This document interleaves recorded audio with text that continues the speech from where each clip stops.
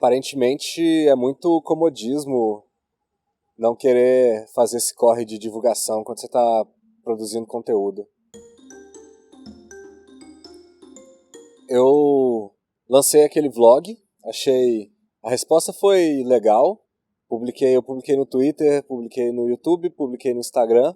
Acho que o Instagram foi o que deu a melhor resposta.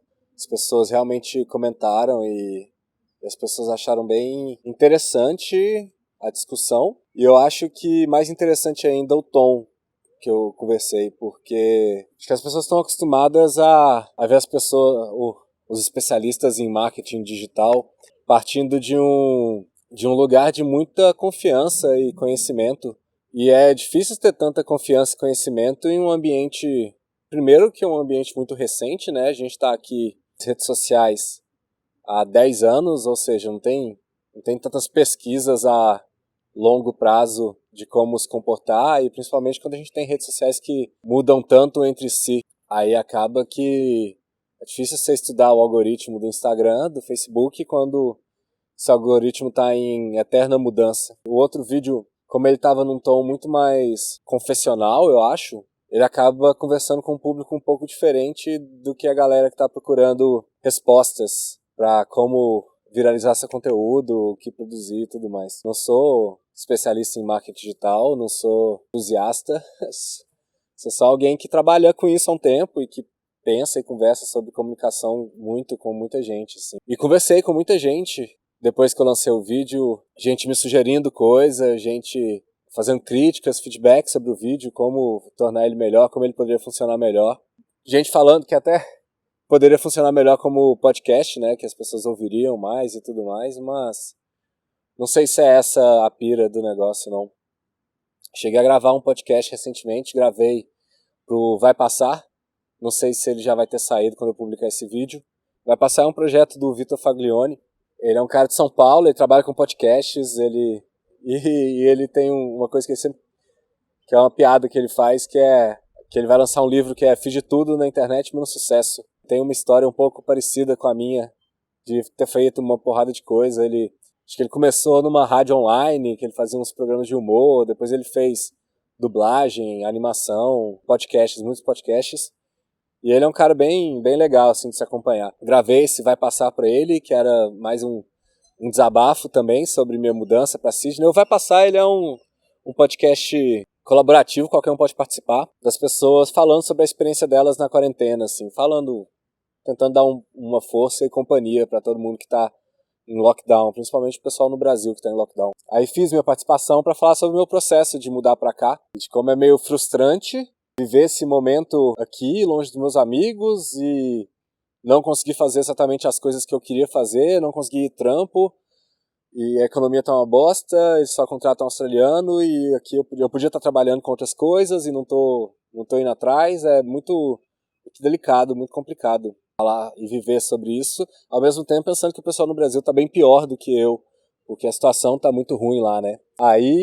Mas fiz aí, espero que possa colocar o link aqui embaixo se alguém tiver interesse de ouvir. E entrei nisso porque, conversando ontem ou hoje com minha amiga Ana Carla, uma das coisas que ela falou depois de ter assistido meu vídeo foi isso. Que divulgar seu conteúdo na internet é igual quando você está na faculdade e você tem que pegar as matérias que você gosta e as matérias que você não gosta. E você precisa passar em todas de qualquer maneira. Você não pode simplesmente abandonar elas. E a vida adulta é muito isso. Você pode fazer as coisas que você gosta às vezes, mas a maior parte do tempo você vai ter que fazer as coisas que você não gosta. Eu concordo e eu acho que essa metáfora com a faculdade, ela foi bem feliz. Me deu um ponto de vista diferente sobre o que eu estava pensando. Mas ainda assim, eu acho que a frustração se mantém. A frustração de ter que criar e ter que se dedicar tanto a divulgar, isso tira um pouco do desejo de criar também. A arte, né? A arte ou o objeto de entretenimento que você está produzindo, seja o que for, ele diz muito sobre você. E ele é a maneira que a gente tem de passar nossos valores, de mostrar as coisas que a gente acredita. Ele é a maneira que a gente tem de mostrar as coisas que a gente acredita, né? Quando você está produzindo uma música, quando você está produzindo um quadro, quando você está escrevendo uma poesia, você está tentando expressar algo ali.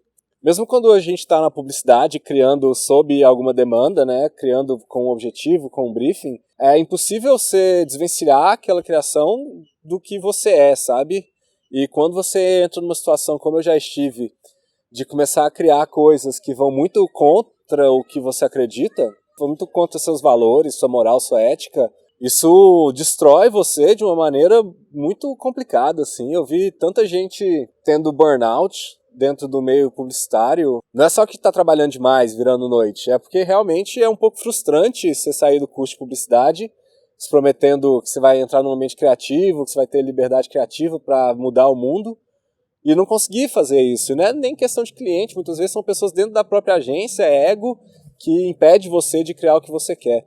E aí, quando você está fazendo um projeto seu, paralelo, e você consegue criar as coisas que você quer, é muito ruim você ter que adaptar esse conteúdo para encaixar dentro de um mecanismo, de um algoritmo, que vai privilegiar um outro conteúdo, que às vezes ele é pior produzido, ou às vezes ele é mais vazio, ou às vezes ele é mais genérico, porque se está todo mundo produzindo a partir dessas regras de produção, está todo mundo produzindo a mesma coisa. E é até engraçado quando você compara os especialistas em marketing digital falando sobre isso, você vê que eles mesmos estão todos muito uniformes, eles estão falando as mesmas coisas, com os mesmos formatos, sei lá, eles não estão criando algo realmente diferente, assim, eles estão atendendo uma demanda de mercado dentro de um formato muito rígido, que é o formato que o algoritmo te obriga. E a criação, ela não pode ser isso, ela não pode pegar aquele formatinho e encaixar ali, aquilo é só arte. Não, não é isso. Então é muito difícil achar esse meio termo, onde até que ponto sua criação não perde as suas características primordiais, o que torna ela interessante para o público, o que torna ela interessante para você como criativo.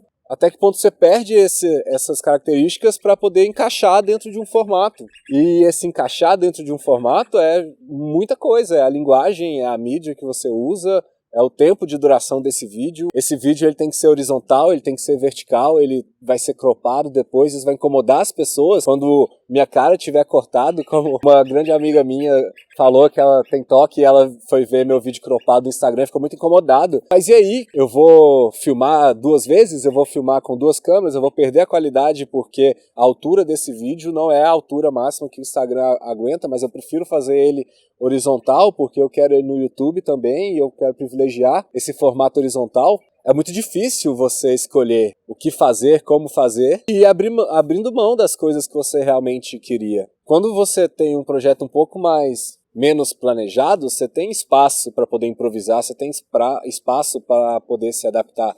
Quando é um projeto mais formalizado, quando você sabe o que você quer, quando você está lá publicando toda semana, quando você tem uma linguagem muito específica e contínua, é muito ruim quando você tem que adaptar isso, é muito ruim você ter que mudar as decisões que você tomou dentro do seu planejamento, dentro da sua vontade, dentro do seu desejo de criar, para poder atender uma demanda de um público. E nem sempre o público está preparado para consumir o que você quer vender para eles, né, ou entregar para eles. E aí você meio que obriga eles a consumir, ou você muda o que você quer fazer para que eles consumam. É mais importante a produção, é mais importante o produto final ou levar a mensagem para mais pessoas? Até que ponto essa mensagem se perde dentro dessas pequenas adaptações que a gente tem que fazer? E talvez quando hoje em dia que está todo mundo produzindo conteúdo e o conteúdo da internet ele deixou de ser um conteúdo da internet, ele é um conteúdo em si, as pessoas simplesmente consomem ele o tempo todo, as pessoas têm mais dificuldade de enxergar ele como uma obra, um entretenimento, né? Quando alguém faz uma música e essa pessoa tem que mudar a música porque um produtor quer ou porque o público é de outra coisa, você tem mais noção de que aquilo é um pouco invasivo dentro da arte daquela pessoa. Ou se o cara pinta um quadro e aí chega um merchan ou, sei lá, o curador do museu e fala assim, cara, essa pessoa tinha que estar vestida, ou eu não gosto das cores dessa paisagem. Você entende que isso é muito mais invasivo dentro daquela obra do que quando você simplesmente fala pro cara que ele tem que ele tem que falar de um jeito, ele tem que enquadrar o vídeo de um jeito, ele tem que olhar pra câmera, ele tem que fazer um monte de coisa pro público consumir. Mas não é assim, né? Nem sempre o que você tá produzindo é um produto mercadológico, né? Às vezes tem um propósito, aquilo mais seu, tem um objetivo. Então é muito difícil você ter que lidar com essas adaptações para que cheguem até mais pessoas. E eu não sei até que ponto eu quero, eu não sei até que ponto eu preciso, mas e aí? A outra opção é, de novo, o dilema da irrelevância, né? Se você não se adapta, você não chega a mais pessoas, as pessoas não te consomem,